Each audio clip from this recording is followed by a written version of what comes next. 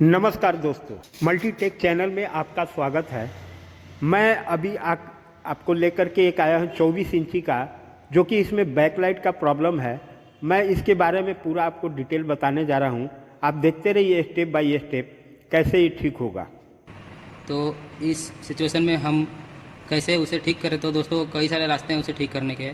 हम अलग से बैकलाइट ड्राइवर लगाते हैं, लेकिन दोस्तों थोड़ा सा खर्चीला होता है। उससे अच्छा हम उसी बैकलाइट को अगर बना दें तो और बेहतर होगा। तो आज इस वीडियो में हम यही बताएंगे कि जो बैकलाइट ड्राइवर उस बोर्ड में लगा होता है, तो उस बैकलाइट ड्राइवर को कैसे बनाते हैं, उसके कुछ दो चार आपको टिप्स बताऊंगा, जिसकी मदद से आप उस बैकलाइट ड्राइवर को रिपेयर कर पाएंगे। आप देखिए, ये जो पोर्शन है ये बैकलाइट सेक्शन का ड्राइवर है तो यह ड्राइवर ही हमें बैकलाइट के लिए जो सप्लाई देता है। जब ये ऑन होती है तो ये ड्राइवर अगर ठीक तरह से काम नहीं करेगा तो हमारी बैकलाइट ऑन नहीं होगी दोस्तों। इसी तरह का इस टीवी में फॉल्ट है, तो यही फॉल्ट मैं आपको इस वीडियो की मदद से समझाने जा रहा हूँ। ठीक है दोस्तों, तो आइए मैं आपको कैसे इसे ठीक करते हैं वो कुछ दो चार टिप्स है आपको बता देता हूँ। तो आप जानते ही होंगे कि ये बैकलाइट का फॉल्ट है या बैकलाइट ड्राइवर का। आप तो पहले से जानते होंगे, इतना तो समझ गए होंगे। अगर नहीं, जो नहीं समझते हैं हमारे व्यूअर्स, उनके लिए मैं एक बार बता देता हूँ कि बैकलाइट का फॉल्ट है या नहीं है, तो उसके बारे में मैं आपको समझा देता हूँ। तो देखिए, मैं मीटर को 200 के रेंज पे रख रहा हूँ, 200 डीसी वोल्ट के रेंज पे रख रहा हूँ, और यहाँ पे प्लस है और यहाँ पे माइनस है दोस्तों। तो यहाँ पे हम सप्लाई चेक करेंगे कितनी आ रही है। तो अभी कोई सप्लाई नहीं है दोस्तों, टीवी इसलिए ऑन नहीं है, इसलिए कोई सप्लाई नहीं है। देखिए दोस्तों, इंडिकेटर ऑन नहीं है। तो यहाँ पे देखिए, हम टीवी को ऑन कर लेते हैं, इसको प्लग इन करके इसे बिजली दे देते हैं। देखिए दोस्तों, यहाँ पे हमारा 11 वोल्ट यानी 12 वोल्ट के आसपास में सप्लाई यहाँ पे आ रही है। तो आइए इस टीवी को स्टैंड बाई से निकालते हैं। स्टैंड बाई से निकालने के लिए हमारे पास रिमोट नहीं है, तो हम इस बटन की मदद से इसे स्टैंड बाई से निकाल रहे हैं। दोस्तों देखिए, स्टैंड बाई से निकल चुकी है टीवी। और दोस्तों इस कंडीशन में यह जो 11 वोल्ट है और 8 वोल्ट है, यह बढ़ जाना चाहिए था दोस्तों, लेकिन यह वोल्टेज सेम उसी तरह से है, कोई भी फ़र्क नहीं हो रहा है दोस्तों। ये 11 वोल्ट का ये 11 वोल्ट ही है, इसमें कोई फ़र्क नहीं हो रहा है। तो इसका मतलब यह है कि बैकलाइट ड्राइवर ठीक से काम नहीं कर रहा है दोस्तों। यह बैकलाइट को सप्लाई नहीं दे रहा है। यहाँ पे 68 वोल्ट, 85 वोल्ट, 90 वोल्ट तक हो जाना चाहिए था दोस्तों, जब भी बैकलाइट हमारी जलेगी, नहीं तो नहीं जलेगी। तो यही फॉल्ट है। तो यह ड्राइवर सेक्शन में फॉल्ट है। तो आइए मैं आपको बता देता हूँ कैसे इसे ठीक करते हैं। तो आपने जैसे दोस्तों चेक किया, तो यहाँ पे सप्लाई तो आ रही है। यहाँ पे जो एक डायोड होता है बड़ा सा, वहाँ पे भी आप सप्लाई चेक कर सकते हैं। वहाँ पे सप्लाई आ रही है, मतलब जो सप्लाई यहाँ पे डायोड पे आती है वही सप्लाई दोस्तों यहाँ पे आती है। लेकिन जो ग्राउंड होता है दोस्तों, वो ग्राउंड इस आईसी की मदद से इसमें रेगुलेटर कराया जाता है, जो सप्लाई को 12 वोल्ट से कन्वर्ट करके 60 से 85 90 वोल्टेज तक उसको बनाता है, जो बैकलाइट सेक्शन को ऑन करता है दोस्तों।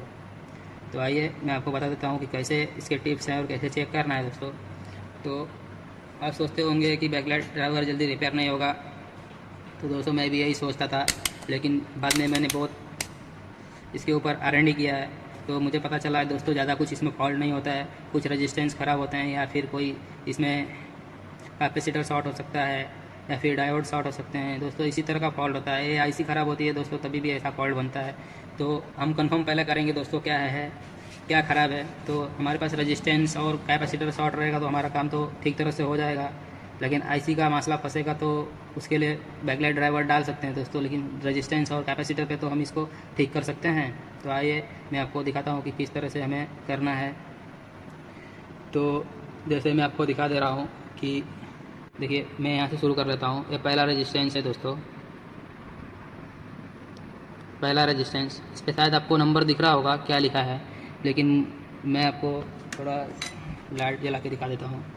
देखिए, आपको कुछ नंबर दिख रहे होंगे। तो मुझे तो नंबर इस पर दिख रहा है 3R00 दिख रहा है दोस्तों, और दूसरा दिख रहा है दोस्तों 2R40, फिर तीसरा दिख रहा है 2R40। तो 2R40 का मतलब दोस्तों होता है, से इसको कैलकुलेट किया जाए, 2R40 का मतलब होता है 2.4 ओम्स। तो आइए हम चेक कर लेते हैं इसे।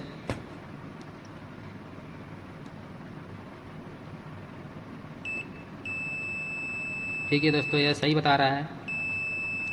या इसकी वैल्यू बहुत ही कम है दोस्तों, इसलिए वो 0 बता रहा है और सर्किट में लगा हुआ है, इसलिए इसकी वैल्यू 0 बता रही है दोस्तों। लेकिन यह 2.4 ओम्स का है। अगर यह रेजिस्टेंस हाई हो जाए तो 0 नहीं बताएगा दोस्तों, 10 ओम्स या 20 ओम्स या 50 ओम्स के ऊपर ही बताएगा।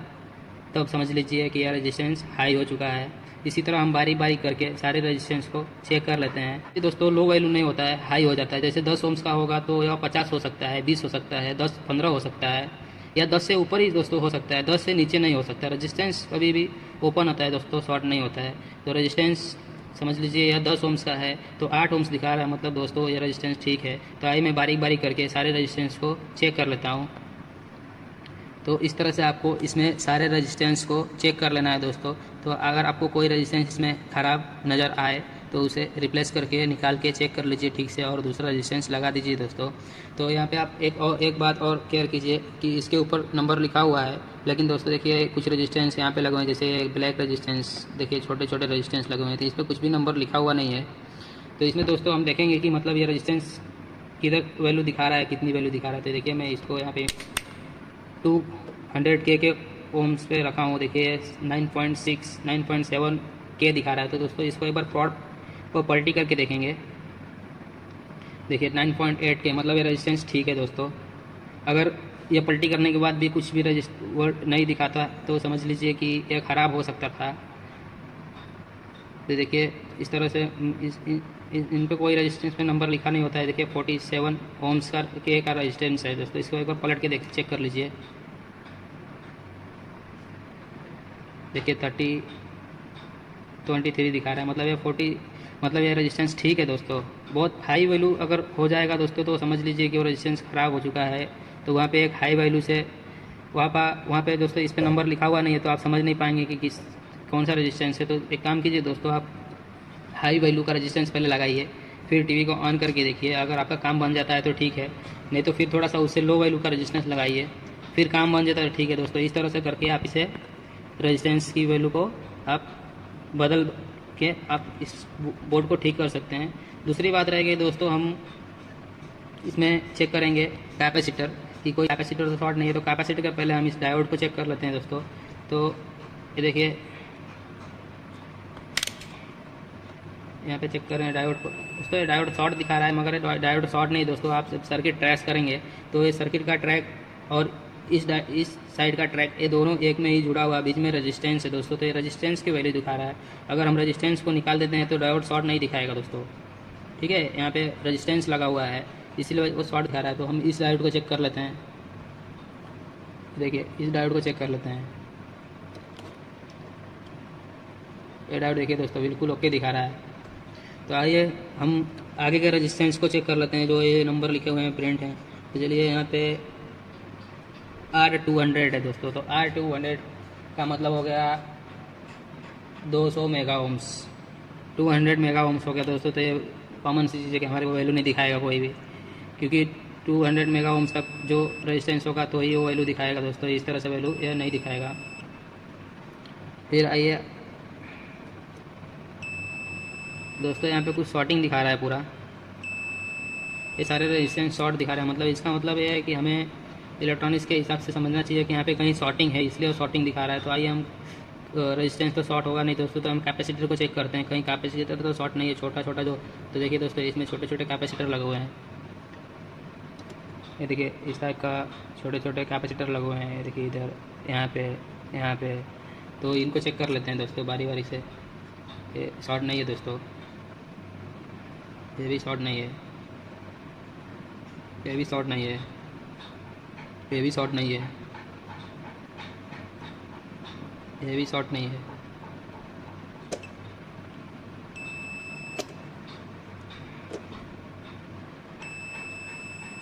ये भी दोस्तों शॉर्ट नहीं है। देखिए 60 ओम्स तक रेजिस्टेंस दिखा रहा है वो।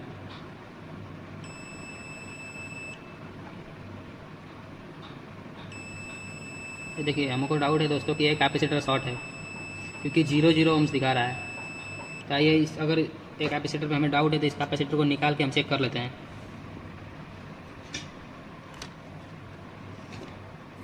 आइए इसे सोल्डरिंग की मदद से हम इस कैपेसिटर को निकाल लेते हैं।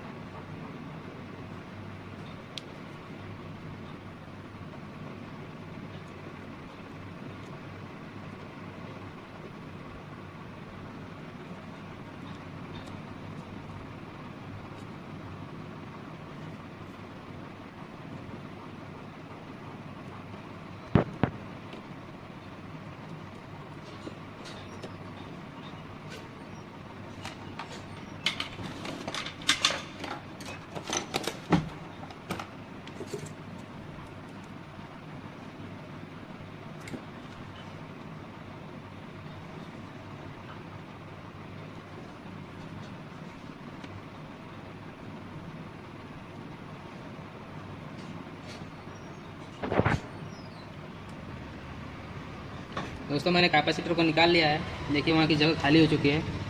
तो उस खाली जगह में दोस्तों हमको चेक करना है कि फिर से शॉर्ट वहाँ पे दिखा रहा है क्या, वहाँ पे शॉर्ट बता रहा है क्या उस खाली जगह में। तो आइए हम चेक कर लेते हैं कि फिर तो शॉर्ट नहीं बता रहा है ना वहाँ खाली जगह पे।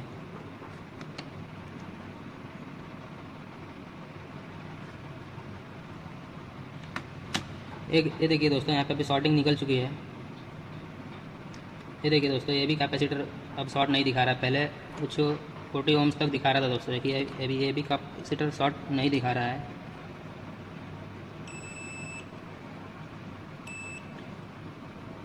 ये रेजिस्टेंस की वैल्यू बहुत कम है दोस्तों, इसलिए इस तरह से दिखा रहे हैं। और यह कैपेसिटर अभी शॉर्ट नहीं दिखा रहा है दोस्तों। तो दोस्तों इसमें फॉल्ट देखिए इस तरह से था। तो हम चेक करेंगे कि यहाँ पे कैपेसिटर शॉर्ट हुआ होगा तो कहीं रेजिस्टेंस कोई ओपन तो नहीं हो गया है। तो ये जो कैपेसिटर का एक ट्रैक है इसके ऊपर से चेक करेंगे। ठीक है दोस्तों, इस ट्रैक को चेक करेंगे।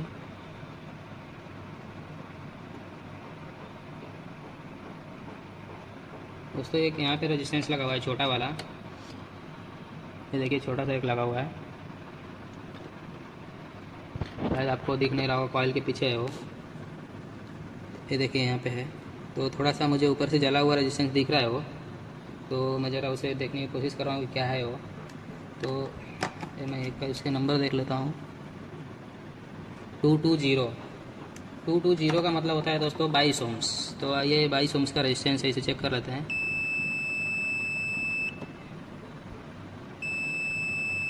तो ये 22 ओम्स का रेजिस्टेंस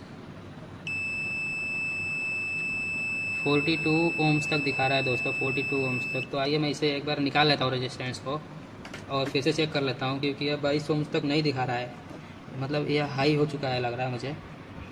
क्योंकि 220 इसका कोड है।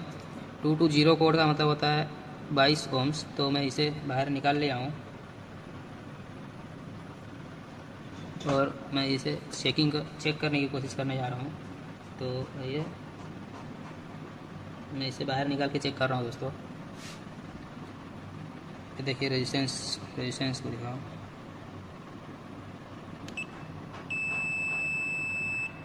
ये 38 ओम्स तक दिखा रहा है दोस्तों, लेकिन मैं इसे ठीक तरह से अगर देखूं तो मुझे डाउट है कि यह बर्न हो चुका है बीच में से। मैं थोड़ा सा क्लीनर की मदद से उसे साफ़ कर लेता हूं और साफ़ करके देख लेता हूं कि यह एक्चुअल में बर्न हो चुका है या कोई डस्ट उसके ऊपर लगा हुआ है दोस्तों। यह मैं डस्ट लगने की वजह से मुझे साफ से नंबर भी नहीं दिख रहा है दोस्तों। तो हो सकता है वो 220 की जगह कुछ और नंबर हो, तो इसलिए मैं एक बार उसे क्लीन करके देख लेता हूँ।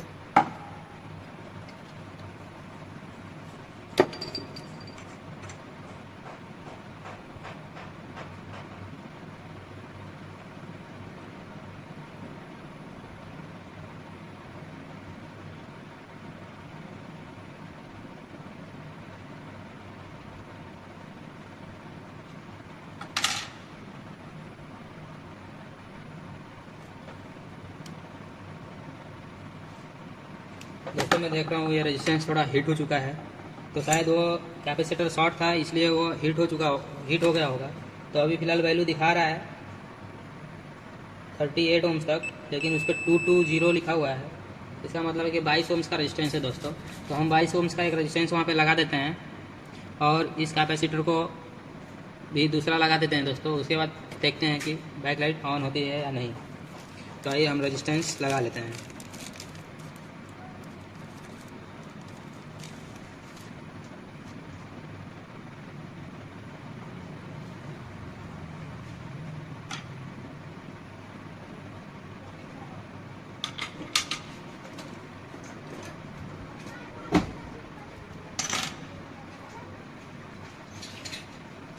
दोस्तों हमारे पास एसएमडी में रेजिस्टेंस नहीं है, इसलिए हम इसे नॉर्मल रेजिस्टेंस लगाएंगे।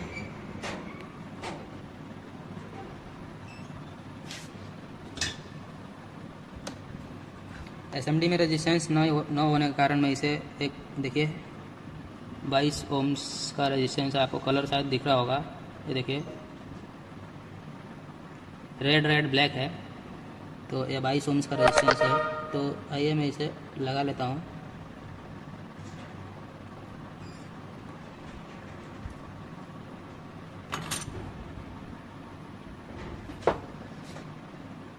तो इस 22 ओम्स के रेजिस्टेंस को लगाने के बाद दोस्तों मैं इसमें एक कैपेसिटर भी लगाऊंगा। दोस्तों उस कैपेसिटर की वैल्यू लिखी हुई नहीं थी दोस्तों कुछ भी, तो हमें पता नहीं चल पा रहा था कि कौन सा कैपेसिटर है वहाँ पे।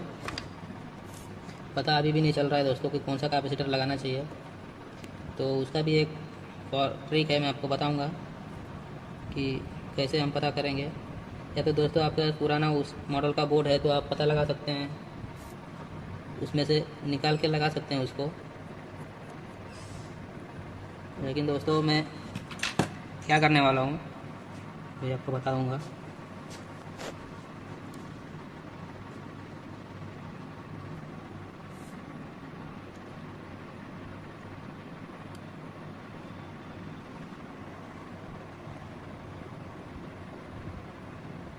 दोस्तों रेजिस्टेंस थोड़ा बहुत कम जगह है इसलिए वो लग नहीं पा रहा है, तो मैं इससे कोशिश कर रहा हूँ कि लग जाए।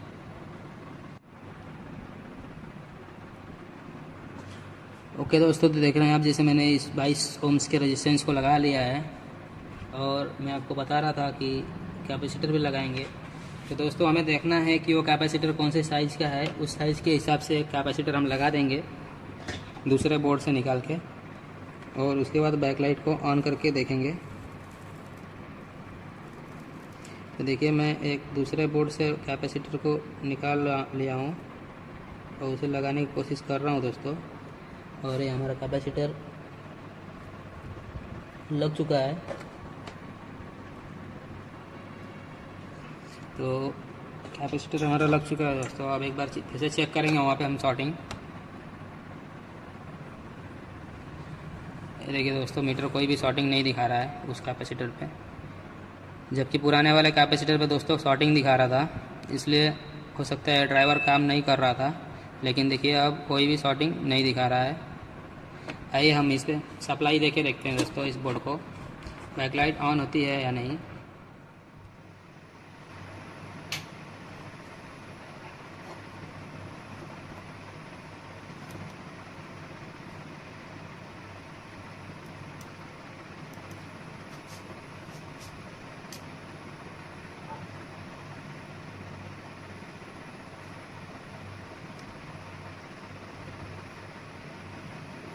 ओके दोस्तों, हमारी बैकलाइट ऑन हो चुकी है दोस्तों। ओके दोस्तों, तो देखते हैं टीवी बिल्कुल ठीक तरह से अब काम कर रही है। तो यह था हमारा फॉल्ट, ये था हमारे कुछ टिप्स। अगर आपको अच्छी लगी हो तो चैनल को सब्सक्राइब करना और लाइक भी करना, और अपने दोस्तों को भी शेयर कीजिए ताकि मेरा नॉलेज उनको भी मिलता रहे।